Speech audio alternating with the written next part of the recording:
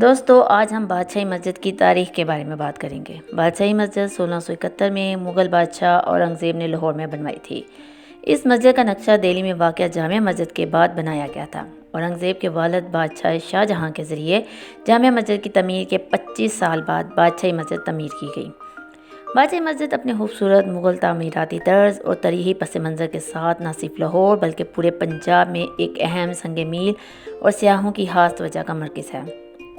لاہور شہر میں ایک مشہور مقام ہے اور سیاحوں کی بڑی توجہ مغل بادشاہوں کی خوبصورتی اور عظمت کی عکاسی کرتا ہے۔ اس مسجد کے 4 مینار ہیں۔ یہ مسجد پاکستان کی دوسری بڑی مسجد ہے جو پنجاب کے صوبائی دارالحکومت لاہور میں واقع ہے، اور یہ لاہور شہر میں سب سے زیادہ قابل شناخت مقامات میں سے ایک ہے۔ یہ مسجد 1673 سے 1986 تک دنیا کی سب سے بڑی مسجد رہی، لیکن جب اسلام آباد میں شاہ فیصل مسجد کی تعمیر ہوئی تو یہ دوسری بڑی مسجد بن گئی۔ اس مسجد میں 55,000 نمازی ایک ساتھ نماز ادا کر سکتے ہیں۔ اس کا کل رقبہ 29,867 مربع کلومیٹر ہے۔ اب یہ نمازیوں کے رہنے کی گنجائش کے لحاظ سے دنیا کی 8ویں بڑی اور کل رقبے کے لحاظ سے 10ویں بڑی مسجد ہے۔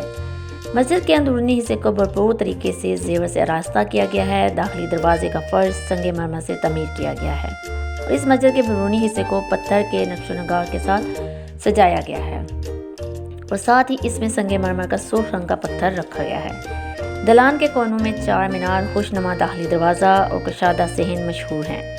جولائی 1799 میں سکھ ملائیشیا مہاراجہ رنجیت سنگھ نے لاہور فتح کیا۔ سکھوں کے دور میں مسجد کو بہت نقصان پہنچایا گیا۔ سکھ مہاراجہ نے مسجد کے وسیع صحن کو اپنی فوج کے گھوڑوں کے استعمال کے لیے استعمال کیا۔ اس نے صحن کے چاروں طرف بنائے گئے وسیع کمروں کو بھی فوجیوں کے لیے کوارٹر اور اسلحے کے ذخیرے کے طور پر استعمال کیا۔ 1841 میں شیر سنگھ اور مہارانی چندر کور کے درمیان سکھ خانہ جنگی کو ہوا دی گئی۔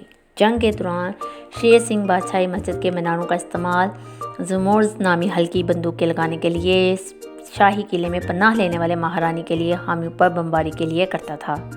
انگریزوں نے لاہور پر قبضہ کرنے کے بعد 18ویں صدی کے وسط میں برٹش ایسٹ انڈیا کمپنی نے فوجی مقاصد کے لیے اس مسجد کا استعمال جاری رکھا۔ انہوں نے مسجد کو انگریزوں کے خلاف استعمال ہونے سے روکنے کے لیے مسجد کے صحن کے چاروں طرف 80 تعمیر کیے ہوئے کمرے مسمار کر دیے اور دوبارہ دلان بنانے کے لیے دوبارہ تعمیر کیا، جو اب بھی موجود ہیں۔